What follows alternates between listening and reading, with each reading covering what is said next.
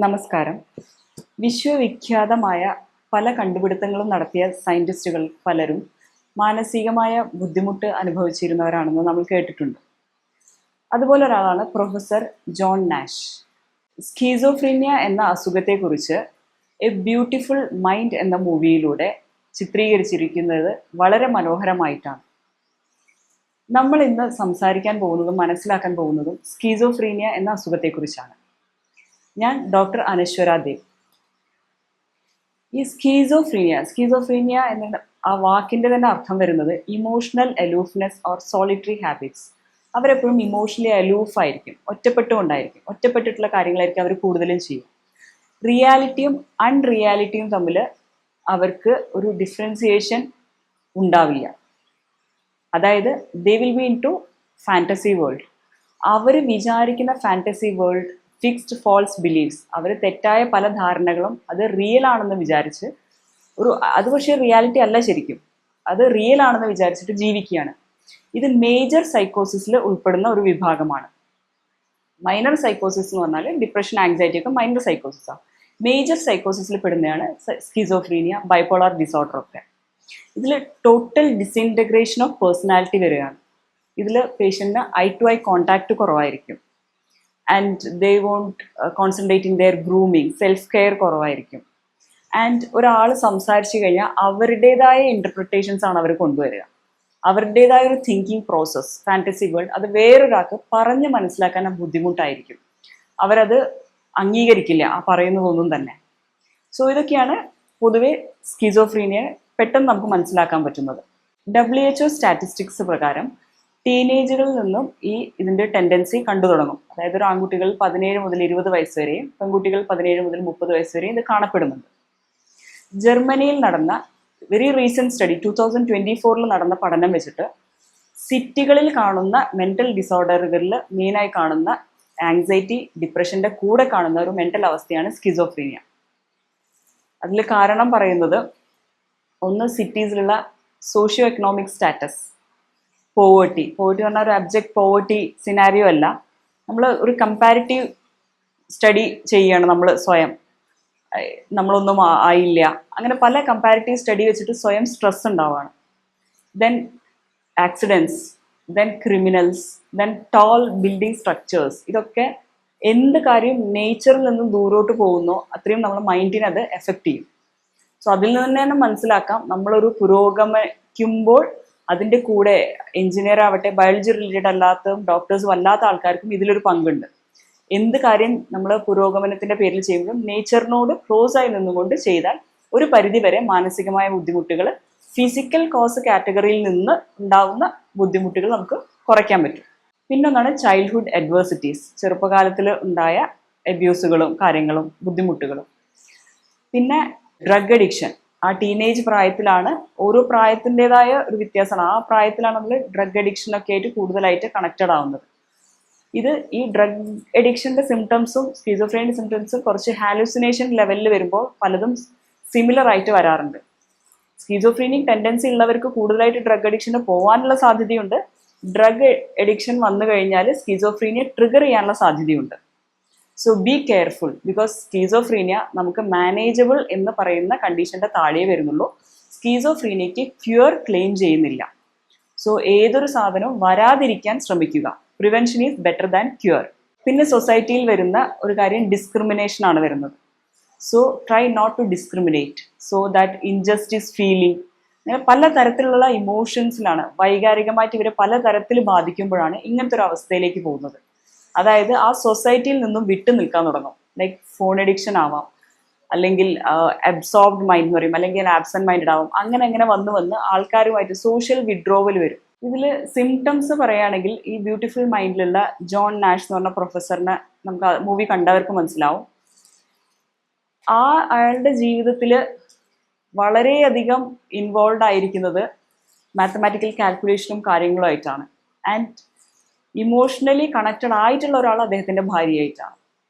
And പിന്നെ അദ്ദേഹത്തിൻ്റെ unreal ആയിട്ടുള്ള ഒരു ചാൾസ് എന്ന് പറഞ്ഞൊരു ക്യാരക്ടർ, അത് അദ്ദേഹത്തിൻ്റെ ഹാലുസിനേഷൻ കൊണ്ട് അയാൾ തന്നെ രൂപപ്പെടുത്തിയ ഒരു ക്യാരക്ടറാണ്. ഓക്കെ, ഇതേപോലെ തന്നെ ഇപ്പോൾ മലയാളം മൂവി എടുക്കുകയാണെങ്കിൽ അതിരൻ മൂവി, ഈ അതിരൻ മൂവി ഞാൻ എങ്ങനെയാണ് കാണുന്നത് വെച്ചാൽ, ഞാൻ ഒരിക്കലും കോഴിക്കോടേക്ക് ട്രെയിൻ വെയിറ്റ് ചെയ്ത് നിൽക്കുമ്പോൾ ഈ അതിരൻ മൂവി എടുത്ത് രണ്ടുപേര് സംസാരിക്കുന്നത് കേട്ടു. വേറെ ഏതോ മൂവി ഇറങ്ങിയ കാരണം ഈ അതിരൻ മൂവി അധികം ശ്രദ്ധിക്കപ്പെട്ടില്ല എന്ന് പറഞ്ഞു. സോ അന്ന് ഞാൻ ഉടനെ തന്നെ ആ കോഴിക്കോട് വിസിറ്റ് കഴിഞ്ഞിട്ട് ഞാൻ കണ്ടത് ഫസ്റ്റ് അതിരൻ മൂവിയാണ്. സ്കീസോഫ്രീനി കണ്ടീഷൻ മലയാള സിനിമയിൽ ഇത്രയും ഭംഗിയായിട്ട് എടുത്ത വേറെ മൂവിയില്ല. അതിൽ ആ സിംറ്റംസ് കറക്റ്റായിട്ട് നോക്കിയാൽ അറിയാം. അതിൽ ആ ലക്ഷ്മി എന്ന് പറഞ്ഞൊരു ക്യാരക്ടർ, അതൊരു ഇമാജിനറി ക്യാരക്ടറായിരുന്നു. അത് ആ പൂളിലേക്ക് വീഴുന്നത് ആരോ തന്നെ തള്ളിയിടുന്നു എന്നുള്ളൊരു തോന്നലായിരുന്നു. That's paranoid feature. Okay. And അദ്ദേഹം അതിൽ ആ ഫഹദ് ഫാസിലിന്റെ ക്യാരക്ടർ ഓൾറെഡി പല കുറ്റകൃത്യങ്ങളും ചെയ്തിട്ടുണ്ടായിരുന്നു. സോ അതൊരു എക്സ്ട്രീം ലെവൽ ഓഫ് സ്കീസോഫ്രീനിയാണ്. സാധാരണ ലൈഫിൽ സ്കീസോഫ്രീനിക് പേഷ്യൻസ് അത്രയും കുറ്റകൃത്യത്തിലേക്ക് പോവില്ല. അത് യൂഷ്വലി വരാറ് ആൻറ്റി സോഷ്യൽ പേഴ്സണാലിറ്റി ഡിസോർഡർ ഉള്ളവർക്കാണ്. എന്നാലും പ്രോപ്പറായിട്ട് ട്രീറ്റ്മെൻറ്റ് എടുത്തിട്ടില്ലെങ്കിൽ ഈ കണ്ടീഷനിലേക്ക് പോവാം സാധ്യതയുണ്ട്. സെൽഫ് ഹാമിനോ അല്ലെങ്കിൽ വേറുള്ളവരെ ഹാം ചെയ്യാനുള്ള സാധ്യതയുണ്ട്. ബിക്കോസ് അവരുടെ കൊഗ്നിറ്റീവ് പ്രോസസ്സിനെ അത് എഫക്റ്റ് ചെയ്യാണ്. അതായത് പ്രോപ്പറായിട്ട് അവർക്ക് ചാനലൈസ് ചെയ്യാൻ പറ്റുന്നില്ല അവരുടെ thoughts. Disorganised thoughts, behaviour, perception. ഒരാൾ ഒരു കാര്യം പറഞ്ഞത് കറക്റ്റായിട്ട് മനസ്സിലാക്കാൻ പറ്റുന്നില്ല, അല്ലെങ്കിൽ മനസ്സിലാക്കിയ കാര്യം കറക്റ്റായിട്ട് കൺവേ ചെയ്യാൻ പറ്റില്ല. Because it's all chaotic in there brain, organised അല്ല. സോ അതിന് അവർക്ക് വിയേർഡ് മാനറിസംസ് അവർ കാണിക്കാൻ തുടങ്ങും. ഇങ്ങനെ പല പല സിംറ്റംസ് ആണ് അതിലുള്ളത്. ഈ ജോൺ നാഷ് എന്ന് പറയുന്ന അദ്ദേഹം ഈ ഹാലുസിനേഷൻ സ്റ്റേജിൽ കൂടെ വളരെ തീവ്രമായിട്ടാണ് കടന്നു പോകുന്നത് അതിൽ കാണിക്കുന്നുണ്ട്. ഇതിന്റെ മെയിൻ ആയിട്ടുള്ള കുറച്ച് സിംറ്റംസ് പറഞ്ഞാൽ, ഒന്ന് തോട്ട് എക്കോ, അതായത് അവനവന്റെ ചിന്തകൾ തന്നെ നമുക്ക് തന്നെ കേൾക്കുക. പിന്നെ തോട്ട് ബ്രോഡ്കാസ്റ്റിംഗ്, അതായത് അവനവന്റെ ചിന്തകൾ ബാക്കിയുള്ളവർ കേൾക്കുമോ എന്നുള്ള തോന്നൽ. പിന്നെ ഒന്ന് thought insertion or thought withdrawal, അവനവന്റെ ചിന്തകൾ ശരിയാണോ എന്നുള്ള തോന്നൽ. ഇത് കൂടാതെ 3 conditions like hallucination, illusion, delusion. ഇത് മൂന്നും എന്താന്ന് നോക്കാം. ഹാലുസിനേഷൻ എന്ന് പറഞ്ഞാൽ നമുക്ക് ഇല്ലാത്തൊരു കാര്യം കേൾക്കുകയോ കാണുകയോ നമ്മൾക്കത് തൊടുന്ന പോലെ ഫീൽ ചെയ്യോ അങ്ങനത്തെ തോന്നലുകളെയാണ് ഹാലുസിനേഷൻ എന്ന് പറയാം. ഡെല്യൂഷൻ എന്ന് പറഞ്ഞാൽ നമ്മൾക്കത് നമ്മൾ വേറെ ആരോ ആണെന്നുള്ളൊരു തോന്നലൊക്കെ. അതായത് ഒരു ഡെല്യൂഷൻ ഓഫ് ഗ്രാൻഡിയർ ആണ് ഇതിൽ കൂടുതലായിട്ടും കാണാറ്. കാരണം ഇത് കാണിക്കുമ്പോൾ എവിഡൻ്റ് ആയിട്ട് ബാക്കിയുള്ളവർക്ക് അറിയാൻ പറ്റുന്നുണ്ട്. അതായത് ഞാൻ എന്തോ വലിയ ആളാണ്. ആ ജോൺ നാഷ് അതിൽ പറയുന്നുണ്ട്, ഒരു മാഗസിനിൽ ഫോട്ടോ വന്നപ്പോൾ എന്തിനാണ് 4 പേരുടെ ഫോട്ടോ? സാധാരണ ജീനിയൽസിൽ നിന്നും ഞാൻ ഒരുപടി മേലുള്ള ജീനിയൽസ് അല്ലേ, അപ്പൊ എൻ്റെ ഫോട്ടോ മാത്രമല്ലേ അവിടെ വരേണ്ടത് എന്ന് പറയുന്നുണ്ട്. ആ ഡെല്യൂഷൻ ഓഫ് ഗ്രാൻഡിയർ ആണ് അത് കാണിക്കുന്നത്. അപ്പോൾ സെലിബ്രിറ്റി, ഞാൻ ഒരു പേഷ്യൻ്റ് ഉണ്ടായിരുന്നു, ഞാൻ മൈക്കിൾ ജാക്സൺ ആണെന്നാണ്, ഒരു പയ്യനാ, ടീനേജ് പയ്യനാ, മൈക്കിൾ ജാക്സൺ ആണെന്നുള്ള തോന്നലാണ് ആ പയ്യന്. അത് നമുക്ക് പറഞ്ഞ് മനസ്സിലാക്കാൻ പറ്റില്ല. ദേ റിക്വയർ ഇന്റർവെൻഷൻ. ഓക്കെ. സോ അത് കഴിഞ്ഞ് വരുന്നതാണ് ഇല്യൂഷൻ. കഴിഞ്ഞു വരുന്നതെന്നല്ല, ഇതിന്റെ വേറൊരു ആസ്പെക്റ്റ് ആണ് ഇല്യൂഷൻ. ഇല്യൂഷനിൽ സംഭവിക്കുന്നത് ഒന്ന് വേറൊന്നാണെന്ന് തോന്നുക. അതായത് ഒരു ഇല ഇളകി, ആ ഇല ഇളകി ഇരുട്ടത്താണെങ്കിൽ അത് ആരോ പോയ പോലെ ഒരു തോന്നൽ, ഒന്നിനെ വേറൊന്നായി തോന്നുക. സോ ഇങ്ങനെ ഓരോ തോന്നലുകളും വെക്കുക. ഈ തോന്നലനുസരിച്ച് റിയാക്ട് ചെയ്യുമ്പോഴാണ് കണ്ടു നിൽക്കുന്നവർക്ക് ഇവർക്കെന്തോ പ്രശ്നം ഉണ്ടല്ലോ എന്ന് തോന്നുക. ബിക്കോസ് കണ്ടു നിൽക്കുന്ന ആൾക്ക് ഇയാളുടെ തോന്നലിലുള്ള ആളവിടെ കാണുന്നില്ല. So they are responding back. അവർക്ക് കുറേ വോയിസുകൾ തലയിൽ കേട്ടോണ്ടിരിക്കുക, ഒരാൾ വന്ന് നിന്ന് സംസാരിക്കുക, സോ നീ ഒന്ന് പോ, അല്ലെങ്കിൽ അവർക്കത് മനസ്സിലാവില്ല അങ്ങനെ ഒരാളില്ല എന്നുള്ളത്. ബ്യൂട്ടിഫുൾ മൈൻഡിൽ ചാൾസ് എന്ന് പറഞ്ഞ ഫ്രണ്ട് എന്ന് പറഞ്ഞാൽ ഒറിജിനലാ. സോ അതിൽ ലാസ്റ്റിൽ ചോദിക്കുന്നുണ്ട് വേറൊരു ലേഡിനോട്, ഇത് ബെറ്റർ ആയി വരുന്ന സമയത്ത് ചോദിക്കുന്നുണ്ട്, ശരിക്കും ഒറിജിനൽ ആയിട്ട് ഒരാൾ വരും, അപ്പോൾ ചോദിക്കും ഇയാൾ നിങ്ങൾക്ക് കാണാൻ പറ്റുന്നുണ്ടോ. അതായത് വേറൊരാൾക്ക് കാണാൻ പറ്റുന്നുണ്ടെങ്കിലാണ് അത് റിയൽ, അല്ലെങ്കിൽ എൻ്റെ അൺറിയൽ തോട്ടാന്ന് വരെ ഡിഫറൻഷിയേറ്റ് ചെയ്യേണ്ട ഒരു അവസ്ഥ വരെ എത്തുകയാണ്. ഇപ്പൊ നമ്മൾ സംസാരിച്ചുകൊണ്ടിരുന്നത് ഇതിന്റെ പോസിറ്റീവ് സിംറ്റംസ് ആണ്. ഇനി ഇതിന്റെ നെഗറ്റീവ് സിംറ്റംസ് നോക്കാം. അതായത് ഒരു പ്രൊഡ്രോമൽ സ്റ്റേജിൽ ഫസ്റ്റ് സോഷ്യലി വിഡ്രോ ആവുന്നു, മ്യൂട്ടിസം, എപ്പതി, അങ്ങനെ മിണ്ടാതെയാവുന്നു, സോഷ്യൽ കണക്ഷൻ ഫുള്ള് വിഡ്രോ ചെയ്ത് അബ്സോർബ്ഡ് ആവുകയാണ്. ഇത് കഴിഞ്ഞിട്ടുള്ളൊരു ഫസ്റ്റ് ബ്രേക്ക് ത്രൂ ആണ് നമ്മളുടെ ഈ പോസിറ്റീവ് സിംറ്റംസ് വരുന്നത്. Then it lead to complication. ഇങ്ങനെയാണ് അതിന്റെ സിംറ്റംസ് പോകുന്നത്. ടൈപ്സ് ഓഫ് സ്കീസോഫ്രീനിയ എന്ന് പറഞ്ഞാൽ പല രീതിയിലുണ്ട്. സിമ്പിൾ ആയിട്ടുള്ള സ്കീസോഫ്രീനിയയിൽ ആദ്യം തന്നെ ഈ ഹാലുസിനേഷൻ ഒന്നും കാണില്ല, സോഷ്യൽ വിഡ്രോവലൊക്കെ ആയിരിക്കും കൂടുതലും കാണാം. ദെൻ പാരനോയിഡ്, കാറ്ററ്റോണിക്, ഹെബിഫ്രെനിക്, അങ്ങനെ പലതരം സ്കീസോഫ്രീനിയാസ് ഉണ്ട്. അതിൽ ഏറ്റവും എളുപ്പത്തിൽ ആൾക്കാർ ഫൈൻഡ് ഔട്ട് ചെയ്യുക പാരനോയിഡ് ആയിരിക്കും. കാരണം സംശയരോഗം, എസ്പെഷ്യലി ഹസ്ബൻഡ് വൈഫ് റിലേഷൻഷിപ്പിലാണെങ്കിൽ നല്ല സംശയരോഗമായിരിക്കും അങ്ങോട്ടും ഇങ്ങോട്ടും. അതിനെ ഓറിയന്റ് ചെയ്തിട്ട് തന്നെ വേറെ അസുഖങ്ങളുണ്ട്. ബട്ട് ഇത് എവിഡന്റ് ആയിട്ട് നമുക്ക് ആൾക്കാർക്ക് മനസ്സിലാവാൻ പറ്റുന്ന ഒരു സിറ്റുവേഷൻ ആണത്. ഇത് സ്കിസോയിഡ് പേഴ്സണാലിറ്റി ഡിസോർഡർ എന്ന് പറയുന്നതായിട്ട് ഡിഫറൻഷിയേറ്റ് ചെയ്യണം. ഈ പേഴ്സണാലിറ്റി ഡിസോർഡറിൽ നമ്മൾക്ക് ഹാലുസിനേഷൻ ഒന്നും അധികം കാണുന്നില്ല. ദേ will be in their own world. അവരൊരു റിപ്പീറ്റേറ്റീവ് ടാസ്ക് ഒക്കെ ചെയ്തുകൊണ്ടിരിക്കും. വേറെ ആൾക്കാരായിട്ട് ഇമോഷണലി അവർ കണക്റ്റഡ് ആവില്ല. ദേ will be in their own world. അവർക്ക് ബാക്കിയുള്ളവർക്ക് ഡിസിൻട്രസ്റ്റ് ആയിരിക്കും. ഒരു ഫാന്റസി വേൾഡിലായിരിക്കും അവർ അവരുടേതായ കാര്യങ്ങളൊക്കെ ആയിട്ട് ചെയ്തു പോകുന്നത്. ആ ഒരു ഡിസോർഡർ അതൊരു എക്സ്ട്രീം ലെവലിലേക്ക് പോകണം.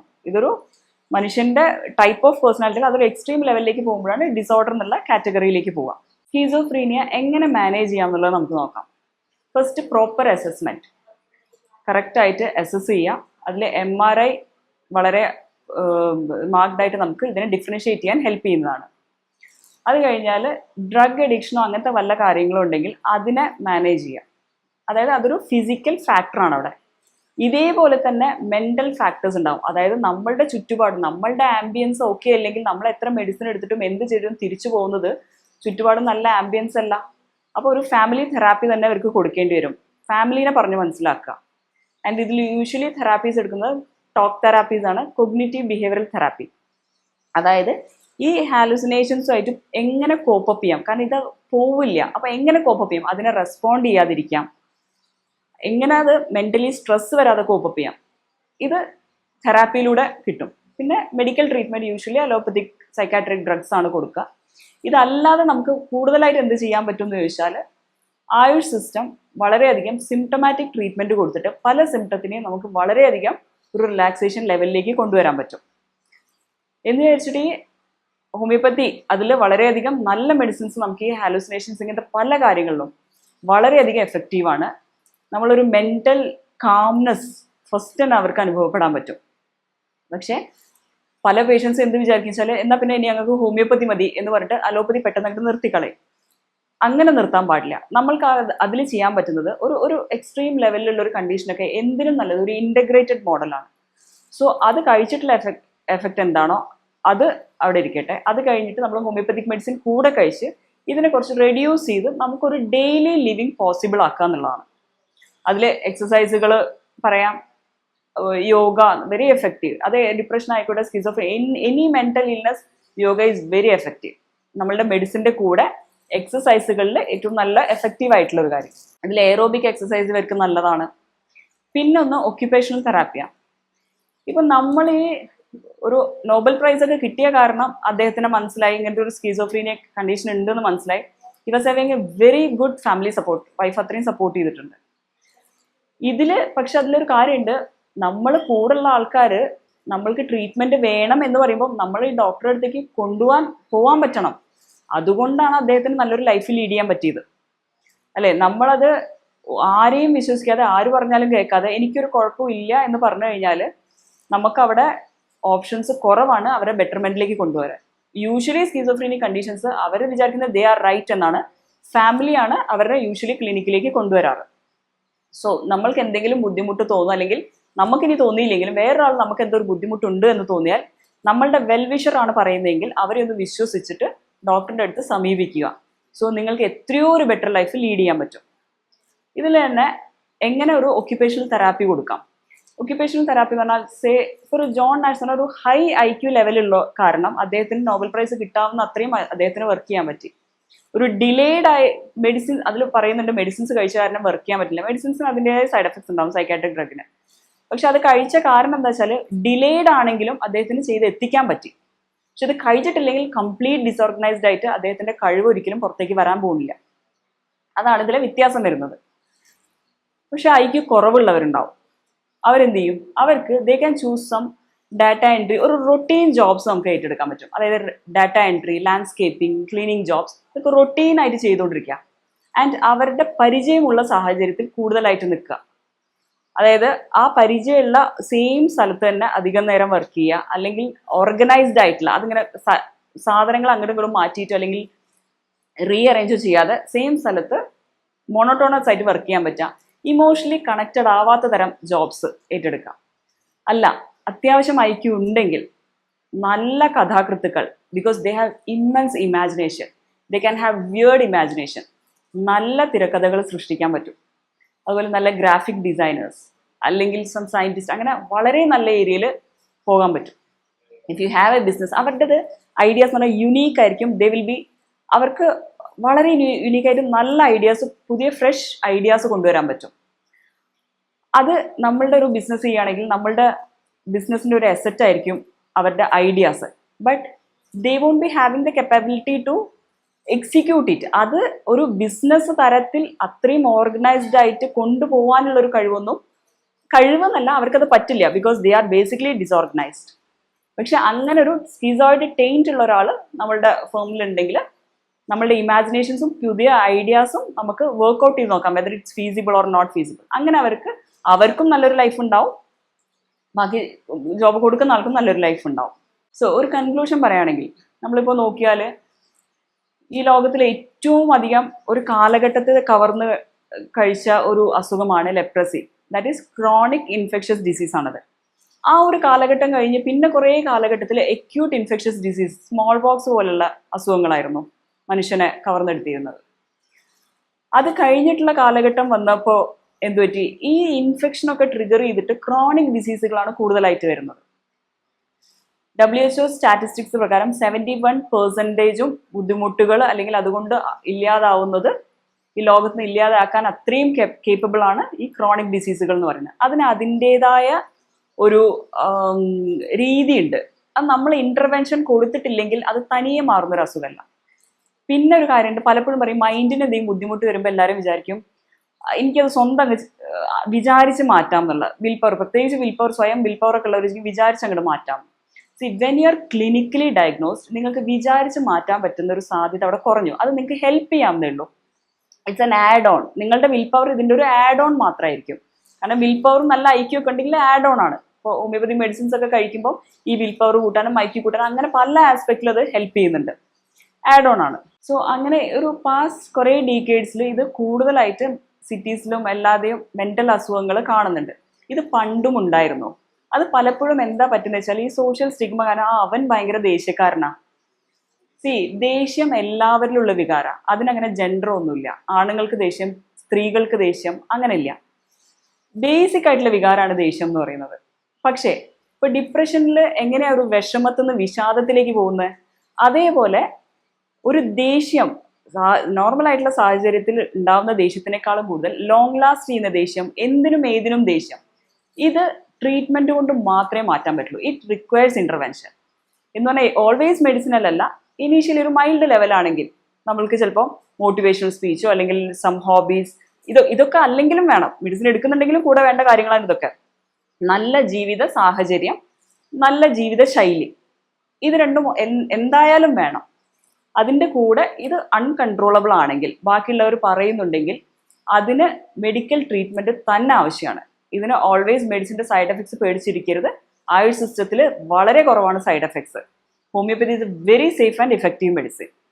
സോ നിങ്ങൾക്കോ അല്ലെങ്കിൽ നിങ്ങളുടെ ബന്ധുക്കൾക്കോ പരിചയക്കാർക്കോ ആർക്കെങ്കിലും ഈ സിംറ്റംസ് നിങ്ങൾക്ക് തോന്നുകയാണെങ്കിൽ അധികം വൈകാതെ തന്നെ ഒരു ഡോക്ടറെ കാണിക്കുക. Because cure is most easier or management is most easier when it's in the prodromal stage.